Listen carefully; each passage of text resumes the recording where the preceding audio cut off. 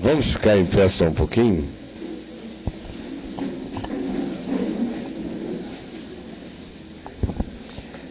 E vamos abrir na primeira epístola de Pedro. Primeira epístola de Pedro.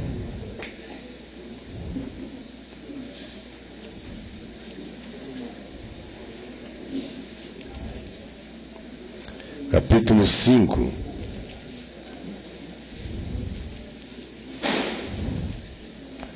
Primeira epístola de Pedro, capítulo 5. É um texto que a gente está mais do que acostumado a ler. E eu quero ler do verso 6 em diante. 1 Pedro 5, do verso 6 em diante. Humilhai-vos, portanto, sob a poderosa mão de Deus, para que ele em tempo oportuno vos exalte, lançando sobre ele toda a vossa ansiedade, porque ele tem cuidado de vós. Sede sóbrios e vigilantes. O diabo, vosso adversário, anda em derredor como leão que ruge procurando alguém para devorar. Resisti-lhe firmes na fé, certos de que sofrimentos iguais aos vossos estão se cumprindo na vossa irmandade espalhada pelo mundo. Ora, o Deus de toda graça, que em Cristo vos chamou à sua eterna glória, depois de terdes sofrido por um pouco, Ele mesmo vos há de aperfeiçoar, firmar, fortificar e fundamentar. A Ele seja o domínio pelos séculos dos séculos. Amém.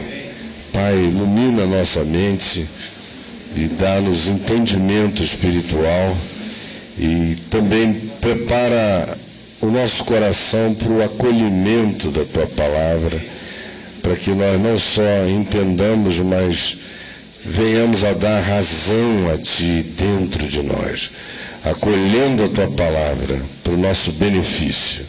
Em nome de Jesus. Amém. Podem se assentar. Esse texto de Pedro, bem como a epístola toda, tem a finalidade de animar e exortar irmãos na fé que estavam vivendo sob o signo da perseguição de Roma. E muita aflição foi experimentada naquela metade final, segunda metade do primeiro século, entre os cristãos. E vocês observam na leitura da epístola como toda hora ele está voltando recorrentemente a esse aspecto e dizendo, olha, tem dor, tem sofrimento, tem perseguição, há dificuldades, mas se vocês tiverem que sofrer por essa causa, não fiquem perturbados. Ao contrário, não sofram como fofoqueiros, ou intrometidos no negócio dos outros, ou como injustos, ou ladrões, ou homicidas, parricidas, ou qualquer outro tipo de coisa.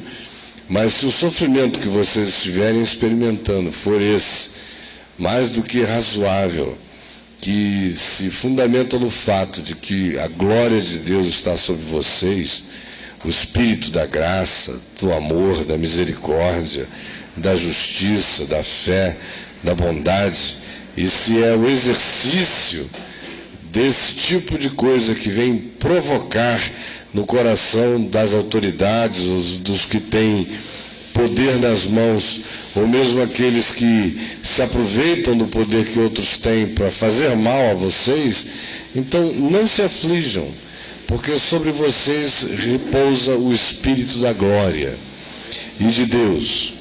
Então fiquem firmes.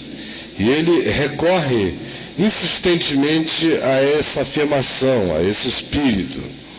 E aqui, no texto que nós lemos, especialmente versos 8 e 9, nos dizem que por trás de todo aquele sofrimento, de toda aquela perseguição, das injustiças que eles vinham sofrendo, praticadas pelos homens, por carne e sangue, por braços humanos, havia, entretanto, uma ação diabólica, perversa, espiritual, oportunista, querendo aproveitar qualquer espaço que eles dessem para tentar gerar uma infiltração, na linguagem de Pedro, para comer vivo, para devorar a pessoa. Por isso ele diz: sede sóbrios e vigilantes. Sobriedade é o exercício da consciência, da lucidez, do andar a partir do entendimento, é não ter espaço para fantasia, para ilusão, como alguém que tomou um porre pesado mesmo e começa a confundir focinho de porco com tomada, não é? Poste com árvore de Natal. Aí ele olha para a mãe e pensa que é a namorada, quando vê tá a mãe empurrando, você está doido, menino!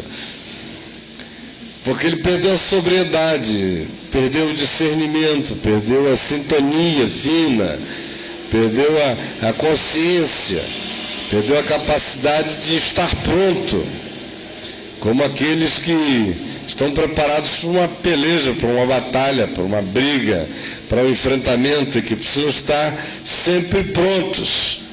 Então, equilíbrio, sobriedade, consciência, discernimento, entendimento e, de maneira concomitante a isso tudo, espírito de vigilância, de prontidão, estando atento, sem que isso seja nada neurótico na vida da gente, sem que seja como a religião nos ensinou tantos anos, aquela atitude que fica de um lado completamente neurótica, achando que existe a possibilidade de que o indivíduo por si só proteja a si mesmo, ou então aquela sensação que é fruto da paranoia de que há um espírito de perseguição o tempo todo para nos pegar.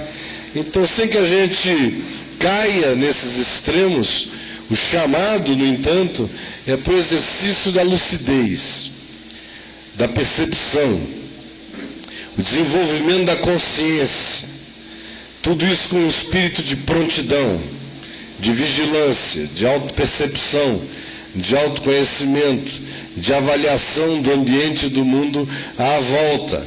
E a razão pela qual Pedro diz que deve ser assim é porque o diabolos, aquele que vem para dividir, que aproveita todas as rachaduras, sejam aquelas que ele provoca, sejam aquelas que acontecem pelas quais ele se infiltra na gente, o diabolos, esse espírito da divisão, ele é o nosso adversário.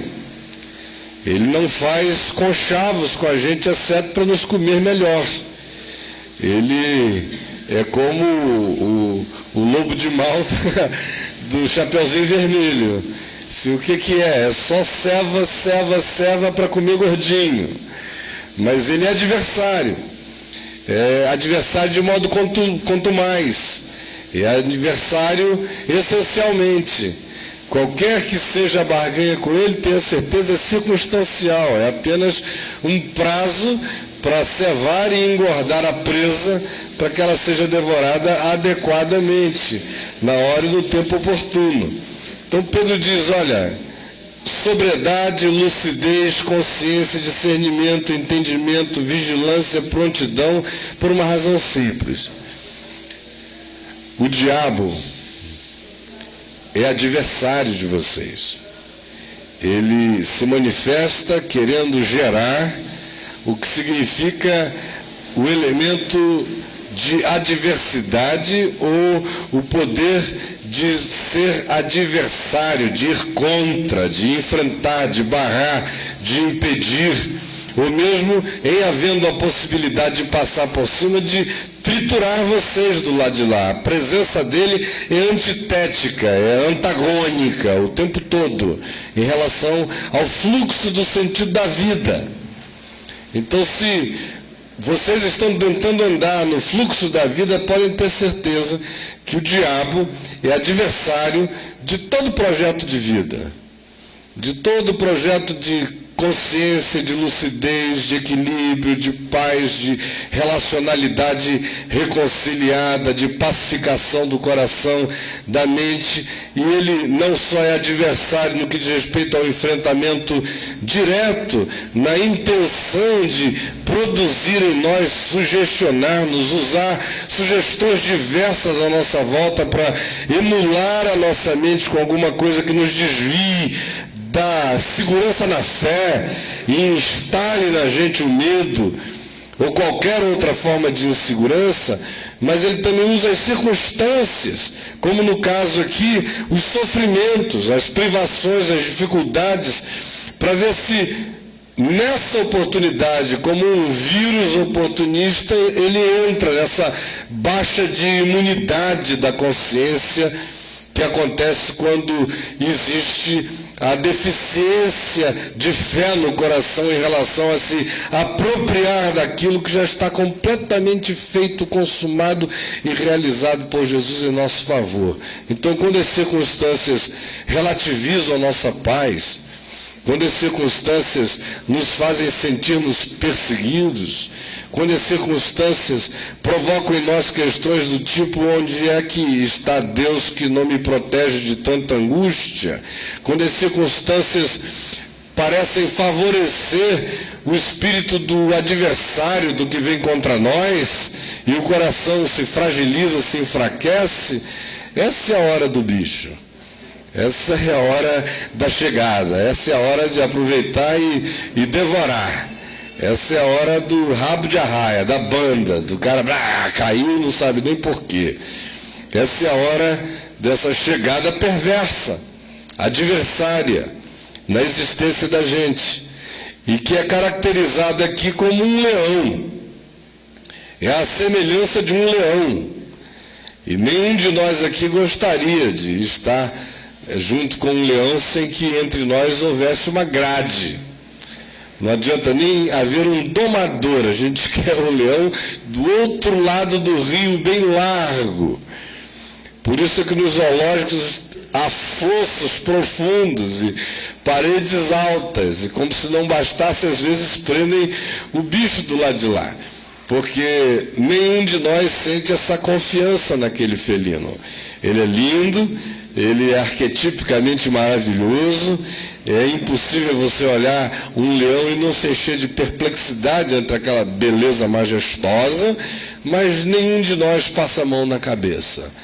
É perigo sempre, porque uma bocanhada é uma devorada, arranca logo partes inteiras. E quando o indivíduo não morde da bocada, ele acaba morrendo dos resultados dela. Então Pedro usa a imagem daquele indivíduo que era colocado na arena e que vinha sendo cercado, rodeado, como se fala lá no norte, pelo leão, chegando, fazendo aquela volta, olhando o indivíduo, e ele ali aflito, porque a qualquer momento pode haver aquela pulada geral, e que pode culminar na morte. De modo que essa é a imagem que ele usa. Só que ele diz o seguinte: sobriedade, vigilância, lucidez, todas essas coisas vão ajudar vocês a discernirem essa circunstância, essa arena, e mesmo ajudar vocês a não andarem como tolos no meio desse lugar perigoso, desse espaço que pode significar a exposição a uma ação devoradora em relação a nós. E ele conclui dizendo: resistir ao diabo, firmes na fé, certos que sofrimentos iguais aos vossos estão se cumprindo na vossa irmandade espalhada pelo mundo. Agora olha aqui para mim. A ênfase aqui no caminho da graça nunca é no diabo, vocês sabem disso.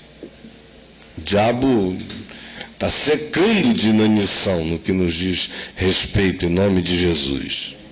Essa não é a nossa preocupação. Eu não penso nunca no diabo. É muito raro eu pensar no diabo.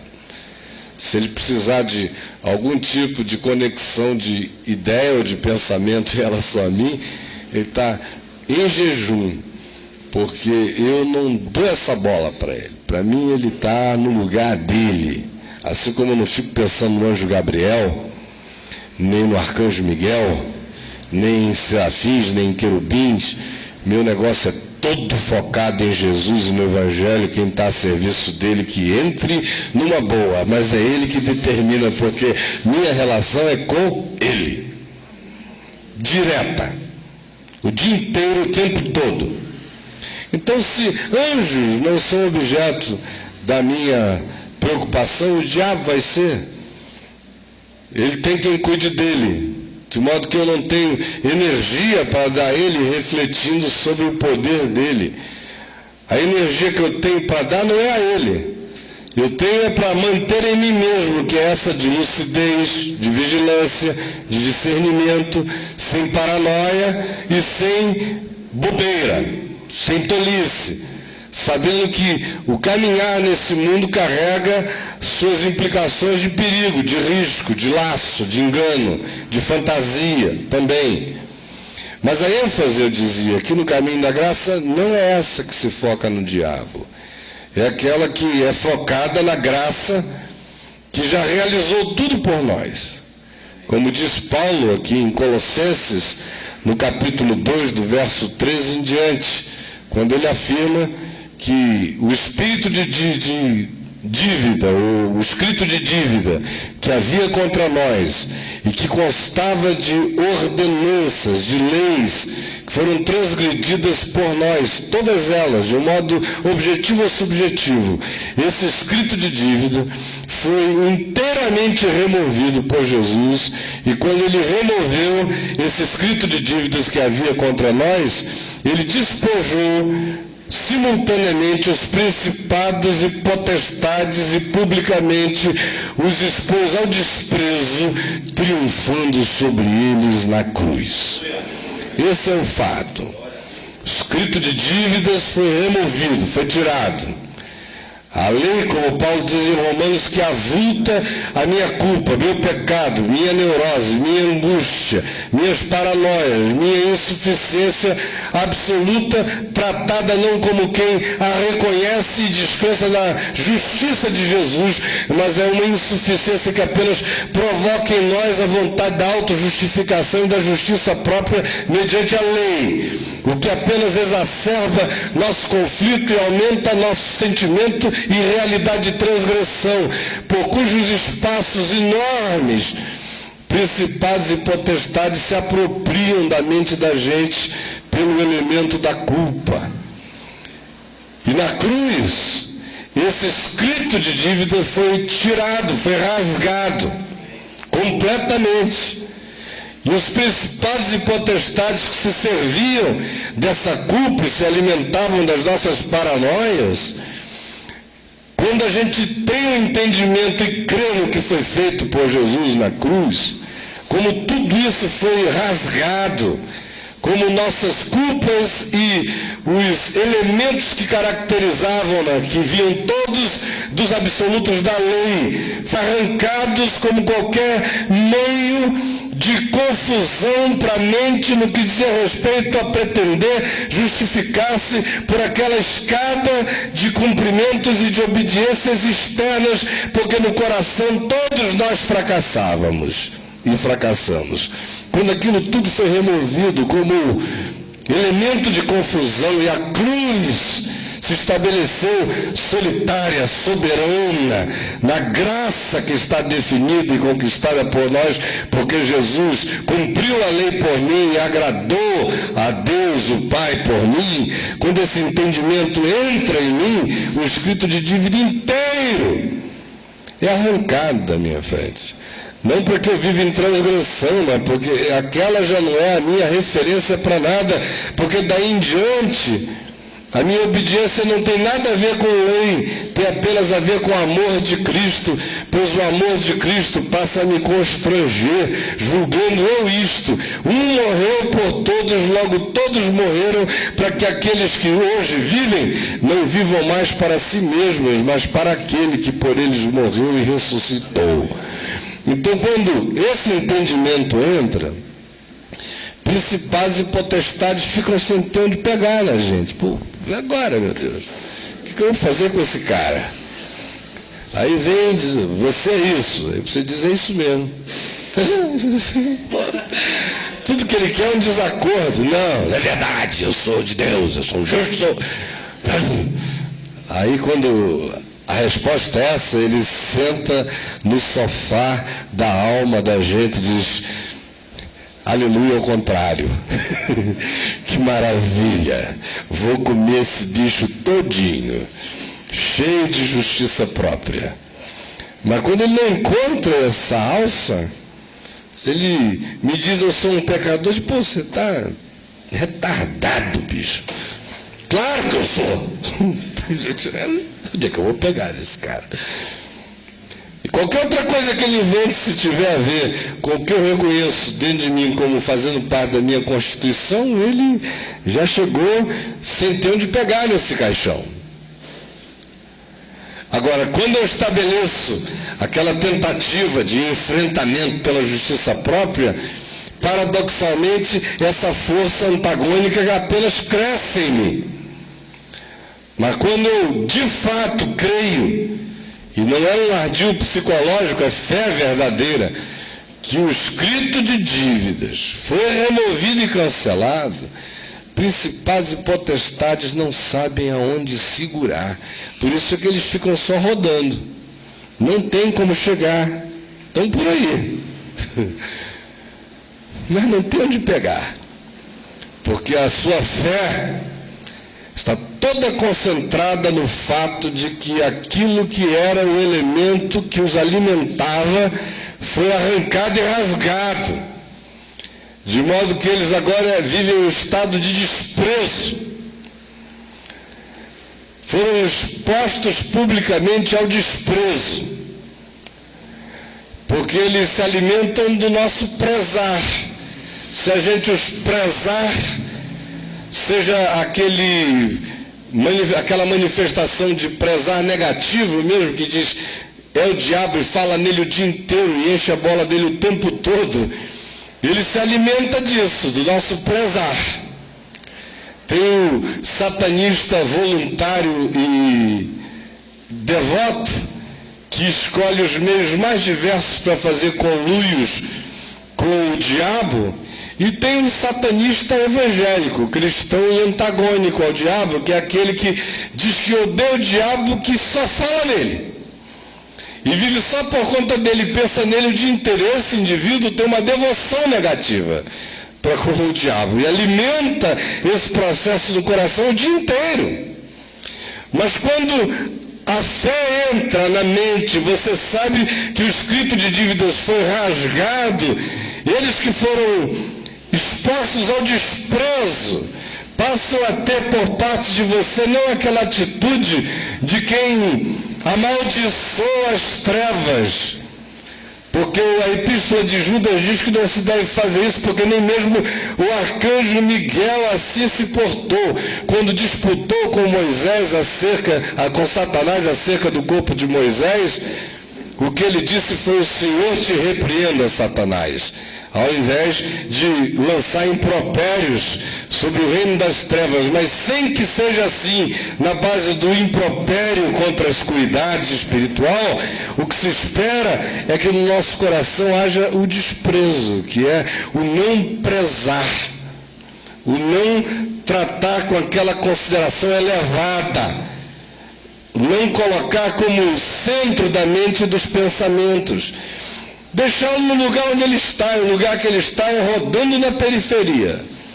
Mas aqui aonde eu estou andando, na graça de Deus, este é o lugar seguro, absolutamente seguro para mim. Bom, se é assim, e eu creio que é assim que é, então por que Pedro levanta essa possibilidade que o bicho chega e coma, devore, dê uma bocanhada fatal em alguém. Paulo também estabelece essa tensão entre Colossenses 2, de 13 em diante, e Efésios, no capítulo 6 também, do verso 13 em diante, quando ele diz: quanto ao mais, irmãos, sede fortalecidos no Senhor e na força do seu poder, e manda que a gente tome as armas espirituais, porque a nossa luta não é contra a carne nem contra sangue, mas contra principados e potestades, contra as forças pneumáticas, as forças espirituais do mal nas regiões celestes. E aí manda que a gente se cinja com a verdade, que é a peça mais íntima, é a cueca do ser, a calcinha do ser, está cingido com a verdade, aquela toalhinha que o indivíduo usava lá na Roma Antiga para se proteger de fato a cueca. Então a verdade é a cueca do ser. Isso é o que tem de mais íntimo. Se você não proteger o seu ser com verdade, não adianta colocar a couraça em cima da mentira, que ela não vai ficar. Essas vestes, elas são postas sobre nós a partir do que é mais íntimo. E é verdade no íntimo. Por isso é para se cingir com verdade. Não só com a verdade, mas se cingir com verdade. A verdade, do ponto de vista da nossa percepção, é aquilo que significa a revelação de Jesus, de Deus para nós em Cristo, significando a vida, o que Deus chama de vida, o que Deus chama de caminho, o que Deus chama de alegria, o que Deus chama de prosperidade, o que Deus chama de existência para Ele, vida abundante, Evangelho. Isso de um lado. De outro lado, a verdade tem aquela dimensão da sinceridade, do ser, de manifestar o que é, mesmo que seja contra a verdade de Deus, mas que você diga: eu sei qual é a verdade de Deus e confesso com verdade o meu antagonismo em relação a ela. Melhor é essa confissão do que a camuflagem de qualquer fariseu. Por isso os publicanos tinham um espaço muito maior na presença de Jesus, e com eles meretrizes e pecadores em geral, que era um pessoal que ainda não vivia a verdade, mas não vivia a verdade com a verdade de dizer: nós ainda não a vivemos. E, portanto, eram pessoas muito mais abertas. Mas eu estava dizendo que quando a gente pensa na verdade de Deus, tem essas duas dimensões. Uma, o que eu sei que é a palavra dele para a minha vida. A outra é aquela que tem a coragem de olhar para o próprio coração e discerni-lo. E guardar-se na verdade de Deus e na verdade do que significa verdade em mim. Ou seja, tem que haver sinceridade no meu íntimo. E uma disposição do profundo do coração de ir conciliando o íntimo com a revelação de Deus, a ponto de que chega o dia que a minha interioridade esteja toda vestida pela verdade do Evangelho. Aí sobre isso aí ele manda colocar a couraça da justiça, que não é da justiça própria, é da justiça de Jesus a nosso favor, a justiça da fé, do que já está consumado e feito. Você se apossa disso, isso te veste. Ele manda calçar os pés com a preparação do Evangelho da paz. Andar nesse caminho do Evangelho, nessa vereda de reconciliação e paz, conforme o Espírito do Evangelho. Manda que a gente tome o capacete da salvação, e que a mente fique protegida por essa certeza absoluta de nós sermos dele em Cristo. Isso é o que protege a mente, o pensamento, processos mentais, afasta vícios, medos, quando a sua mente está fixada no fato de que você sabe a quem você pertence. E não existe espaço para dúvida, porque a sua mente está cativa da salvação em Jesus. Isso é fato consumado. Protege a mente, o entendimento, o pensamento. E ele manda que a gente use o escudo da fé, com o qual a gente apaga os dardos inflamados do maligno, as setas perversas do diabo, no escudo da fé, que onde você caminha em fé, você não está andando em medo. E o medo é a fé ao contrário, é a antítese dela. E aonde o medo entra, a fé sai. Assim que eu conheci a Jesus com 18 anos e pouco, meu pai, meu companheiro de oração e de jejuns e de caminhadas e de um monte de coisas à época, ele me dizia uma frase simples de vez em quando a gente ia enfrentar um processo daqueles brabos que não cabem nem na Discovery, no seriado Assombrações, daquela coisa braba mesmo, sabe? Pesada, esses demoninhos todos aí de Universal do Reino de Deus, é só demônio performático, não tem nenhum lá. Você dá um tapa na bunda do cara, levanta agora, meu filho. Fica todo mundo bom na hora, porque é só sugestão. Os sujeitos ali nunca viram um bicho de verdade. Dia que viram, vão sair correndo, igual os filhos daquele sumo sacerdote lá de Éfeso, em Atos 19.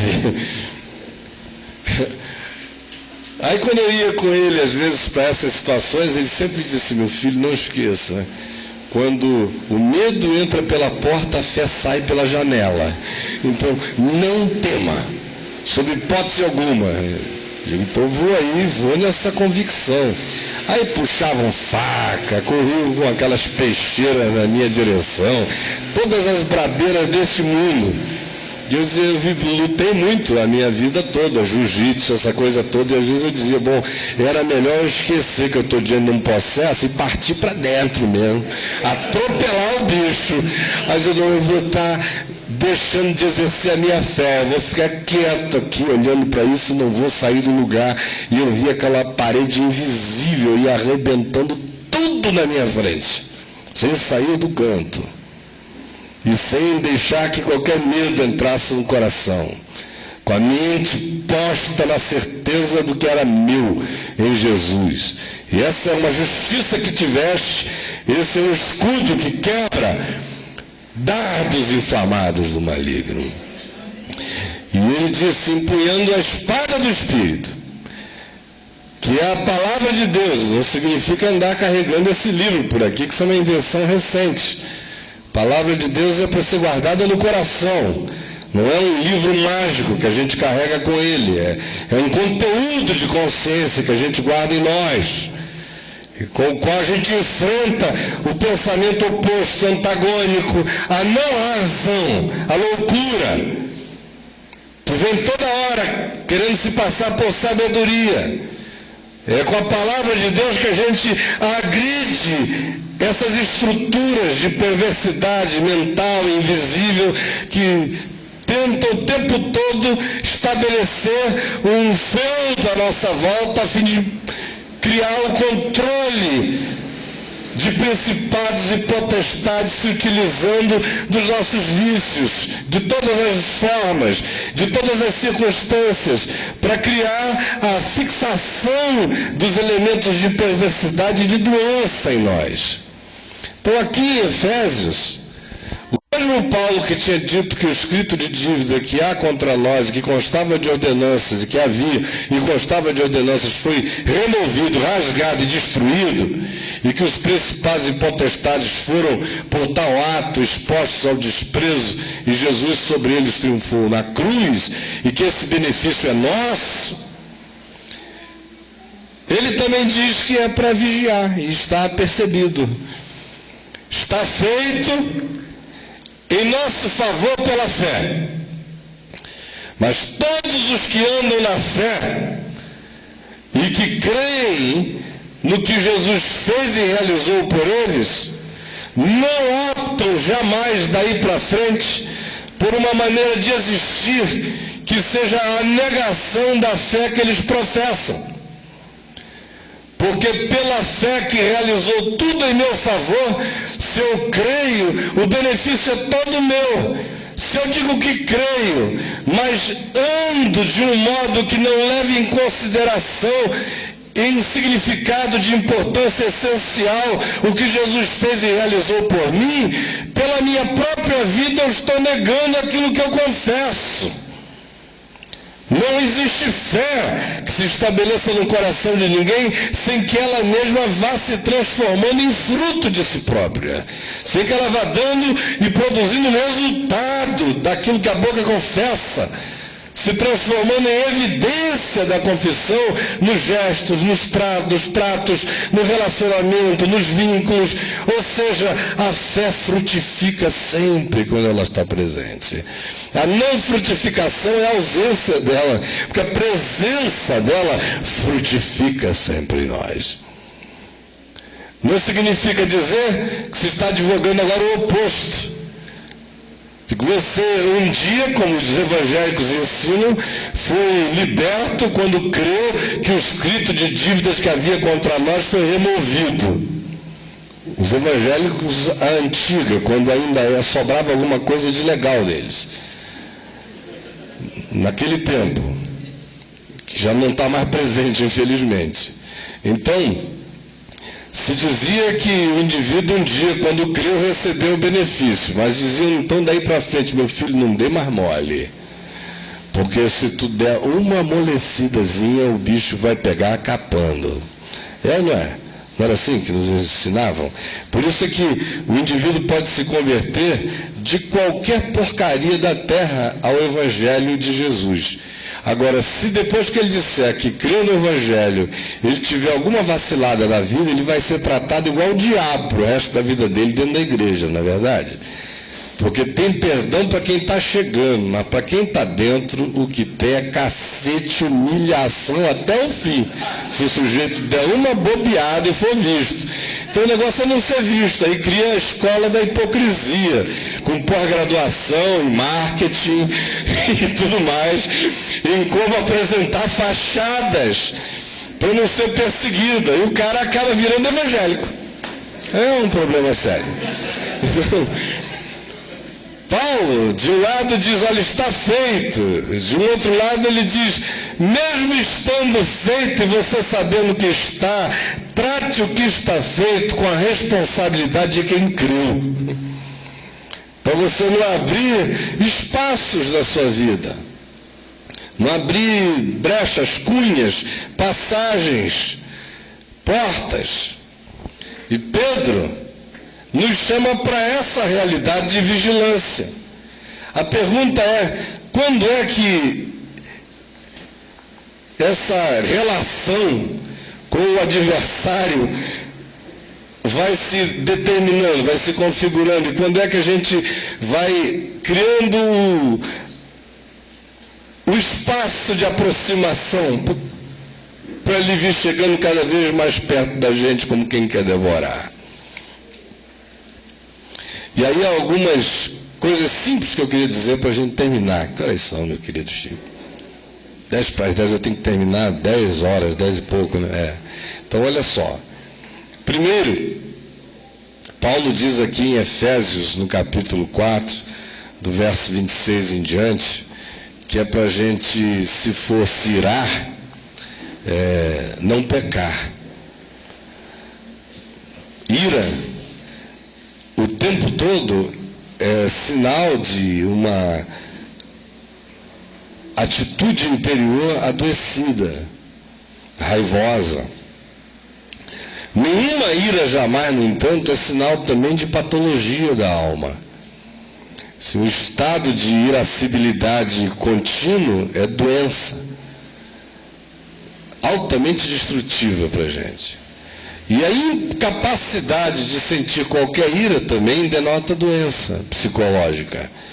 É por isso que o que você vê em Jesus, o príncipe da paz, é serenidade no caminho, mas você não o vê incapaz da ira. Não é uma ira descontrolada, é uma ira determinada, mas ele carregava o potencial da ira santa dentro dele.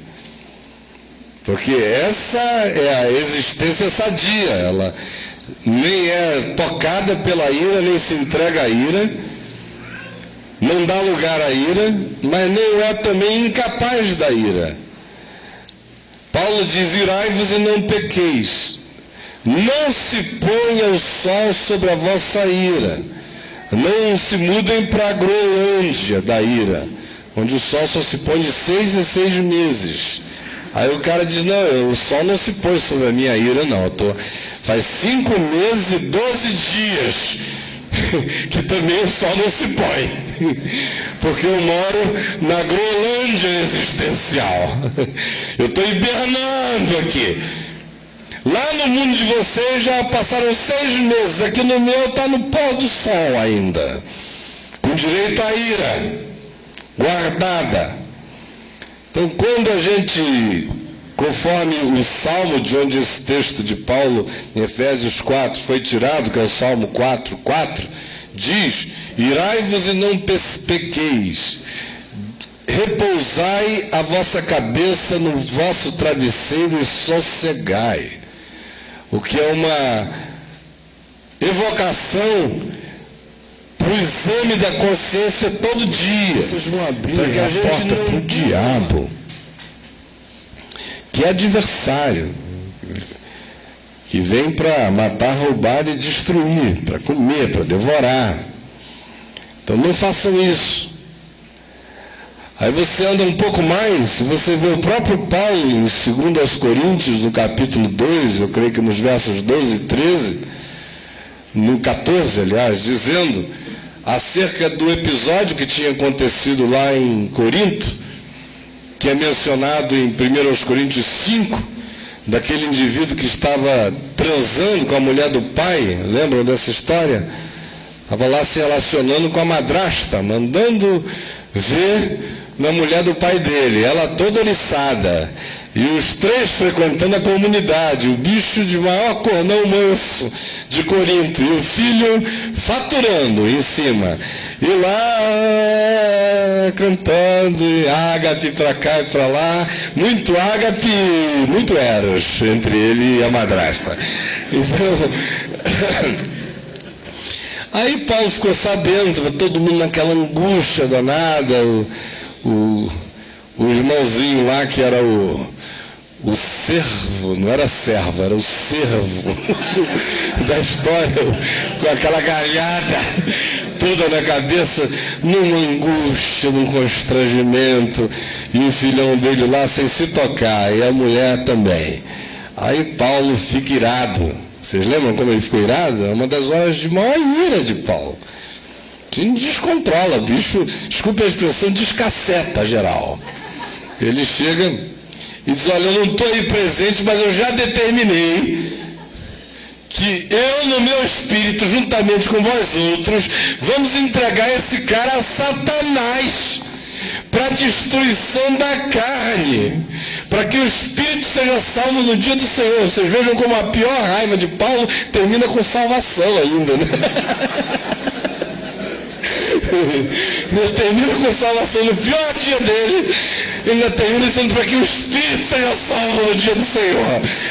E Paulo é um cara que vai condenando todo mundo à vida eterna, o tempo todo. Todo mundo condenado. Agora, pode ser, tem muitas maneiras de chegar lá, pode chegar também todo estoporado, então é melhor não, né? Aí passa um tempo, a situação gera uma tristeza de morte para aquele rapaz que recebeu esse veredito. Ele entra numa depressão imensa. É acerca disso que Paulo vem a tratar de novo em 2 Coríntios, quando ele fala também, evoca a coisa da tristeza para a morte, tristeza para a vida, e fala desse indivíduo dizendo que era hora de todo mundo perdoá-lo e esquecer aquela história, para que ele não fosse consumido por excessiva tristeza. E ele disse: se antes eu falei forte, agora eu quero amenizar essa história. E quero concitar a todos vocês para que todos juntos o acolhamos e o perdoemos, para que ele não seja consumido, para que Satanás não alcance vantagem sobre nós, pois não lhe ignoramos os desígnios. Aí está Paulo exercendo um discernimento sobre algo que tinha sido uma chamada obra do diabo, relacionada às coisas das trevas que tinham acontecido na consciência daquele moço e da sua madrasta, numa relativização, numa permissividade doentia, e humilhando o pai.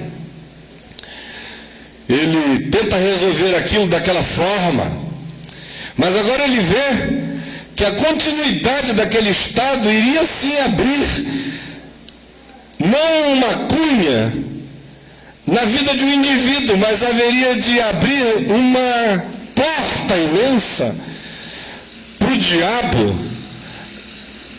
na existência e na vida da comunidade, de tal modo que ele agora tenta libertar a comunidade daquele espírito que poderia nele se instalar pela via do preconceito, do rebaixamento do irmão, uma categoria que a gente poderia chamar de salvo pelo fogo. Lá chegou o salvo pelo fogo. Como é que está a carne dele? Está sendo já destruída?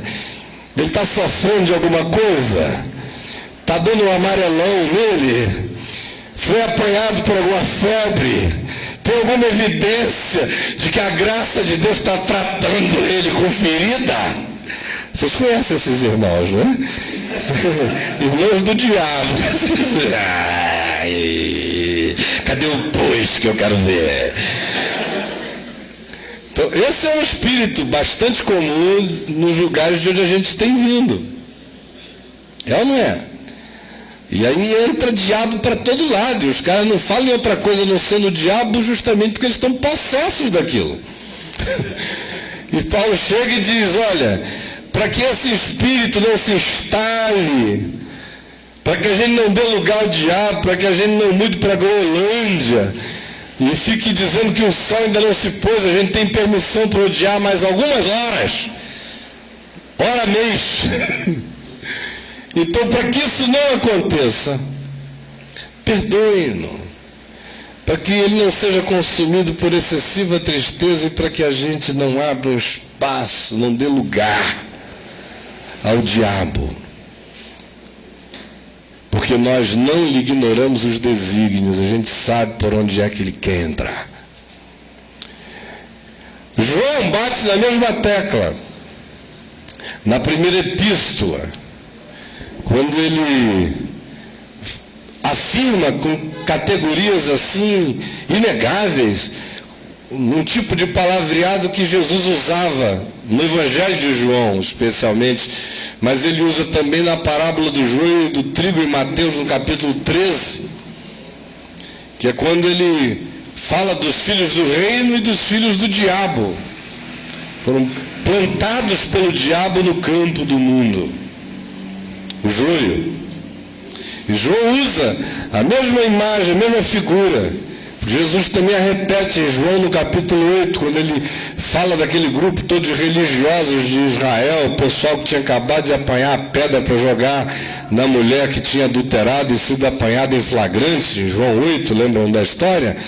Como aquele pessoal estava todo naquele exercício de masturbação, de apedrejamento. Aleluia!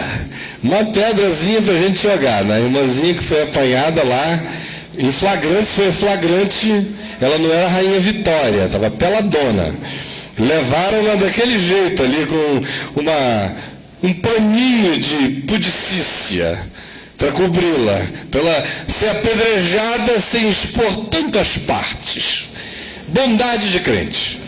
Então, levaram-na para lá, ainda para provocar Jesus na história. O que tu diz? O que tu acha? Jesus o quê? Aquela historinha toda que dá vontade de você sair cobrindo de burdoada a moçada inteira, né? Senhor, o Senhor os salva depois de eu quebrar eles todinhos, tá bom? Aí o Senhor faz essa obra, mas deixa eu preparar esse caminho. Aquela falsidade horrorosa, aquela coisa nojenta que até o diabo fica incomodado. Pô, vocês aprenderam melhor do que eu, me ultrapassaram. se tornaram discípulos maiores do que o mestre. Aquela coisa nojenta que fariseu sabe fazer e aperfeiçoar a cada dia. Jesus, naquele contexto, chamou aquela moçada ali de filhos do diabo. Vós sois filhos do diabo. É duro, não é? Aí nós somos filhos de Abraão, membros da igreja tal, temos esse pé de igreja. Jesus diz, olha, se vocês fossem filhos de Abraão, vocês praticariam as obras de Abraão, porque Abraão viu os meus dias e regozijou-se. Agora vocês me veem e odeiam a graça de Deus. Vocês são filhos de quem? Usando a mesma linguagem, na primeira epístola, no capítulo 2, João nos faz essa distinção entre os filhos de Deus e filhos do diabo, dizendo que aqueles que caminham nesse caminho diabólico são os que estão tomados por duas coisas. Uma, pela consistente manifestação da vontade de praticar a injustiça nas suas vidas. E em segundo lugar, porque eles não amam os irmãos, eles odeiam os irmãos. O próximo é uma relação de desconfiança o tempo todo, de se der um mole eu passo a perna. Como um indivíduo que está nesses dias vivendo uma situação muito aflitiva para ele, mas que durante anos me repetiu algumas vezes a mesma frase. Eu me lembro que uma vez eu mandei chamá-lo na cidade dele para termos uma conversa, porque ele estava aprontando para todo lado lá. E ele chegou, sentou à minha frente, no meu escritório, e eu expus tudo o que eu tinha a dizer, pedindo a ele para parar com aquilo. Aí ele falou, é um pastor, hoje deve estar promovido a querubim da guarda, nessas evoluções todas que há por aí, o cara não é, só não se torna o Filho nem o Espírito Santo, mas da Trindade para baixo ele quer chegar a qualquer posto. Vice-filho. Vice-filho é uma boa. Eu sou vice-filho. Então eu chamei lá e falei aquelas coisas todas, ele virou para mim e falou, que isso? Olha, se puser dinheiro no meio, para mim acaba essa coisa de irmandade, na hora. É irmão, enquanto não tem grana rolando.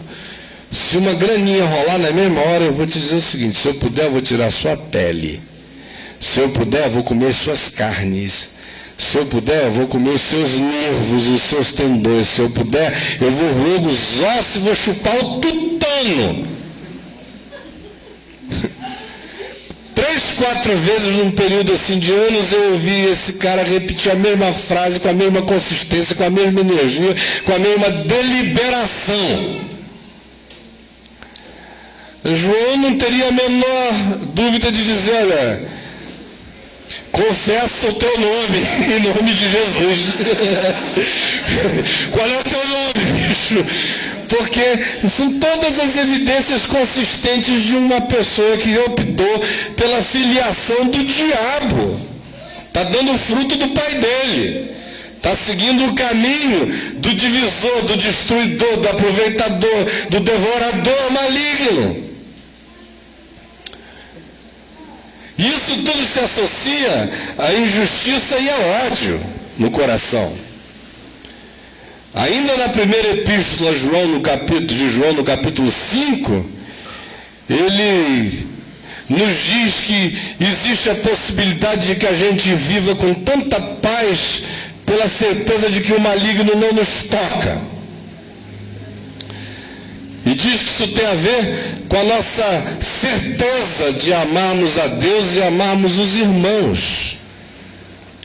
Se a gente estiver andando no amor de Deus e no amor pelo próximo, sem abrir o espaço para guardar o ódio requentado e refeito e repassado no nosso micro-ondas interior, para a gente comer toda hora ele quentinho, mas livres desse espírito, e reconciliados em amor, sem acúmulo de ressentimento, de amargura no coração, sem espírito de juízo para com o irmão, tendo a sensibilidade para ver que ele pode estar sendo consumido por tristeza, por mais que a ação inicial tenha sido justa.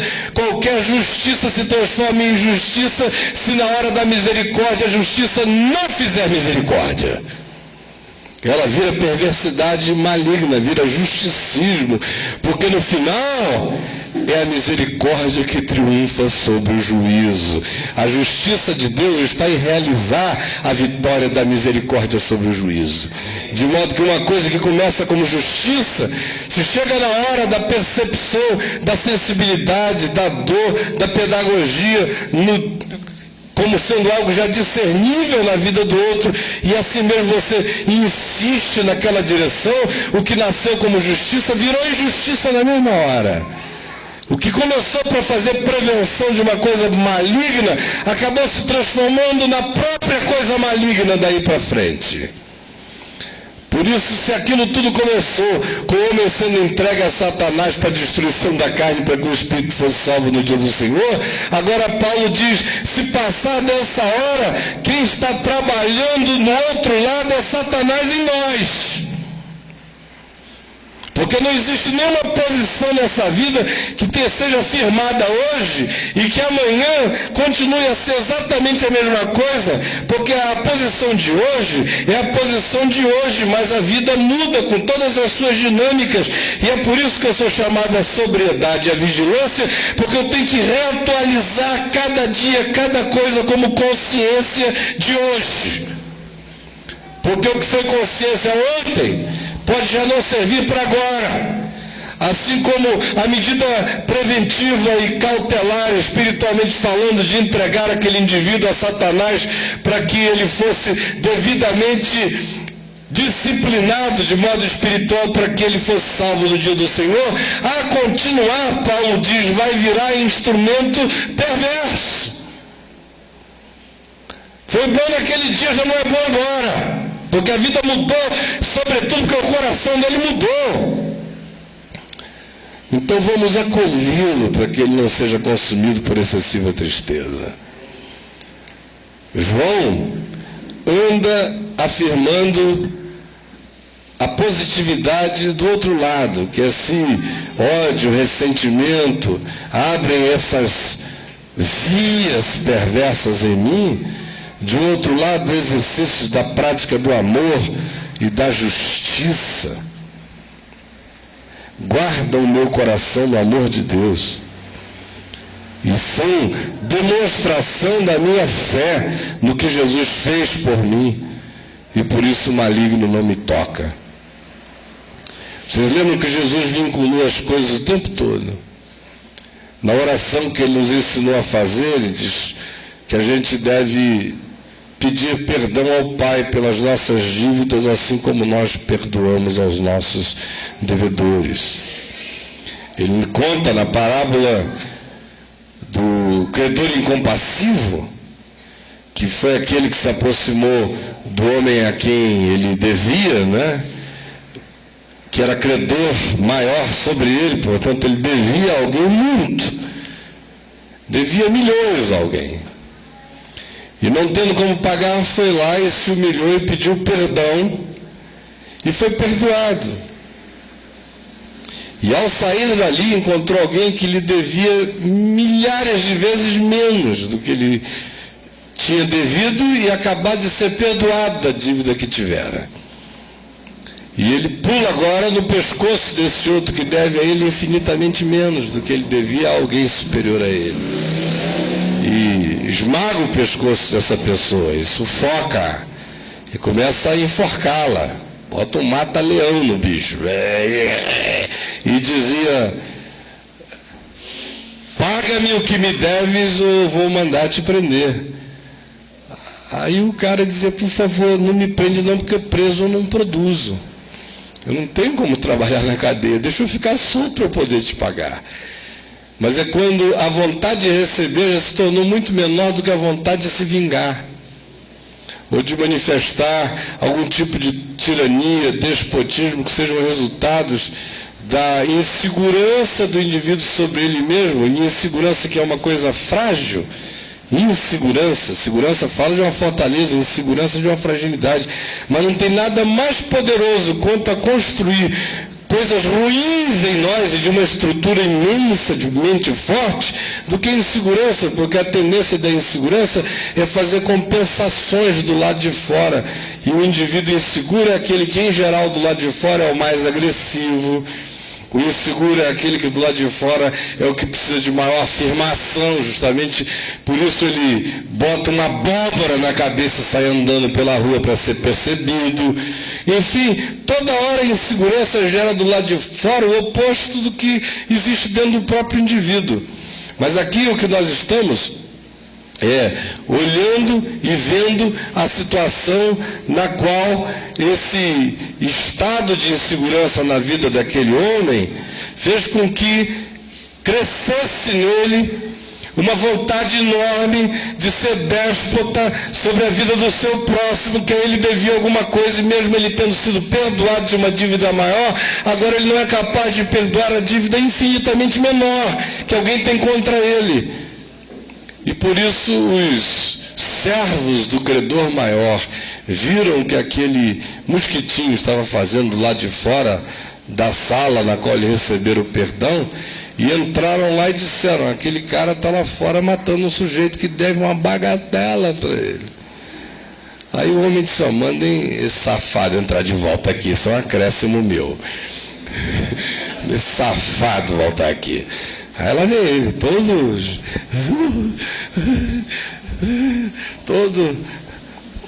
todo crente. Eu chegando, meu Senhor. Aí ele disse: escuta, não te perdoei eu do que era impagável? Aí eu: oh, sim, aleluia. Glórias. O Senhor me perdoou, sim. Aí, sim, por que tu não fizeste a mesma coisa com aquele que te devia tão menos? E não deu nem tempo para uma reflexão. Agora você vai refletir no lugar próprio da reflexão. Joguem-no no calabouço, lá no cárcere, porque em verdade eu vos digo que ele não sairá dali do açoite do verdugo até que pague o último centavo. Vai pagar com couro agora, até o fim. Então Jesus sempre está relacionando as coisas. Eu recebi graça, eu dou graça. Eu recebi de graça, eu dou de graça. Eu recebi perdão, eu perdoo. Eu recebi amor, primeiro eu amo. Eu recebi misericórdia, eu sou misericordioso. Essa é a única maneira de imitar o Pai Celeste. Que a gente fica pensando que imitar o Pai Celeste é virar Deus. Eu sou Deus.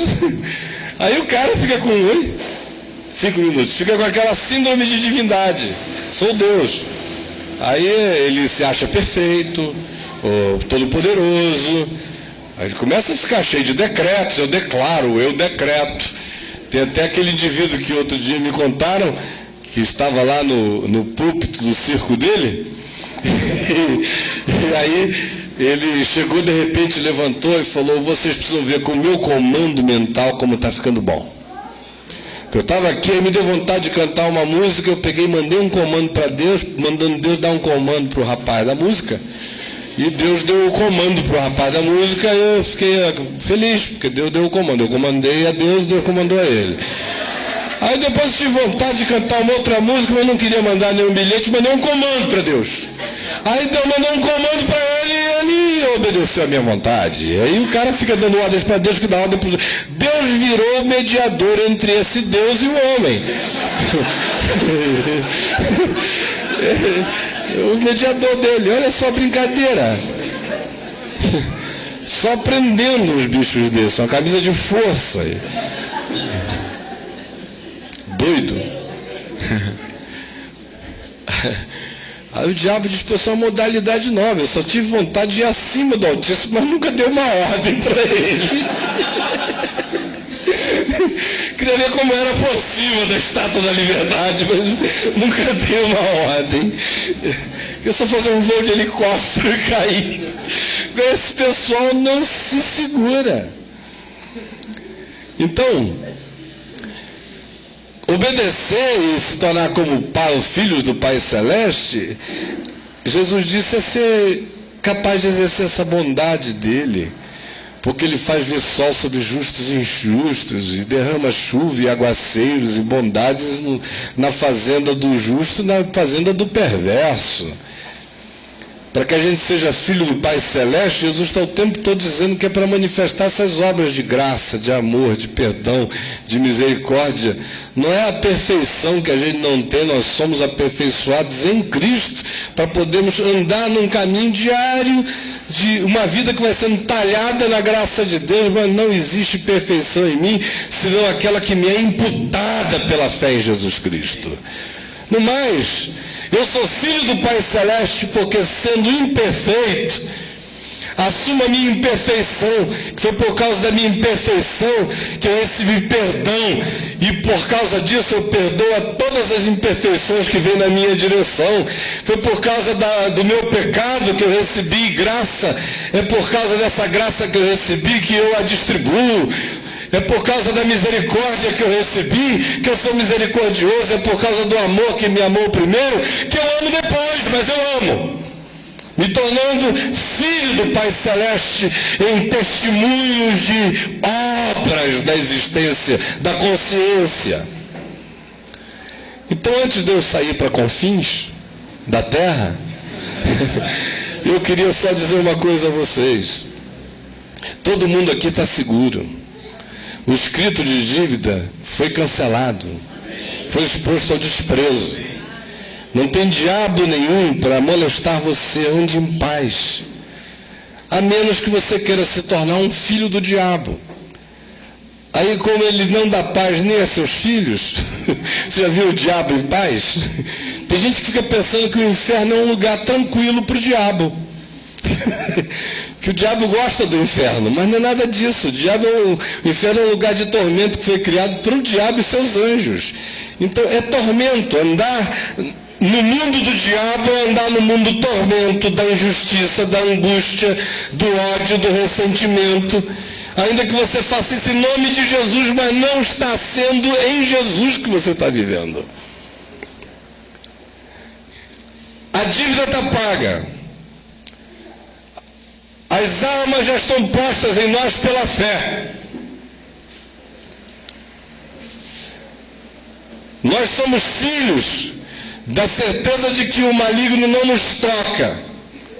A nossa vocação é para buscarmos todo dia um caminho de verdade, de justiça e em amor. Assim fazendo e assim vivendo, eu quero que vocês ouçam outra vez a leitura do texto de 1 Pedro 5,8. E aí cada um faça o que quiser com a informação. Sede sóbrios, lúcidos, sede equilibrados, sede vigilantes. O diabo, vosso adversário, anda em derredor, como um leão que ruge, procurando alguém para devorar. Resisti-lhe firmes na fé, certos de que sofrimentos iguais aos vossos estão se cumprindo na vossa irmandade espalhada pelo mundo. Não tem nada de especial acontecendo aqui. Não tema, resista, guarde a sua mente na lucidez, num estado crescente de consciência. E não ache que a segurança em Cristo significa permissividade existencial. Ao contrário, mantenha vigilância. Vigilância sobre você mesmo, para que você não vá se afastando da consciência do Evangelho, mesmo que seja pelo pretexto que tenha começado o mais límpido possível, porque 1 Coríntios 5 pode se transformar em 2 Coríntios 2. O que hoje é uma ação boa Se passar da hora, se transforma numa ação perversa. Porque o bem de todo dia tem que ser praticado todo dia. Ele não se estoca como um crédito a ser repetido para o resto da nossa existência. Porque cada dia da nossa vida, assim como tem um pão nosso para aquele dia, tem a consciência nova daquele dia para ser vivida e aplicada conforme a circunstância daquela hora e daquele momento, para que Satanás não alcance vantagem entre nós pelo simples fato da gente ter ficado fixado em alguma coisa que numa determinada circunstância foi boa, mas em se fixando e não se renovando no entendimento pelo amor, pela misericórdia e pela consciência, ela se pedra, e aquilo que um dia foi um elemento de vida pode se transformar num elemento de morte, porque assim como Moisés um dia ergueu uma serpente que era manifestação de vida, um tempo depois ela se transformou em manifestação de morte. Por isso, a vigilância para hoje é na nossa própria mente, é no nosso estado mental, é no nosso processo emocional, é na nossa consciência de fé, é nas decisões em relação àquilo que a gente vai chamar de vida para nós. Quero que Deus abençoe a todo mundo aqui, em nome de Jesus, tá bom? Foi uma alegria, eu queria só orar, eu vou ter que sair para Confins, senão não chego lá, e hoje à noite eu tenho que pregar lá em Brasília. Pai, eu te agradeço pela vida de todos esses queridos aqui. Fortalece-os na fé. E eu te agradeço pela vida do Chico, que tem sido bondade e misericórdia tua na vida de todos eles. Guarda tanto o Chico quanto a todos no teu amor. E ajuda-nos a caminharmos com o coração simples, alegre, quebrantado e celebrante da graça, cheio de gratidão, em nome de Jesus. Amém.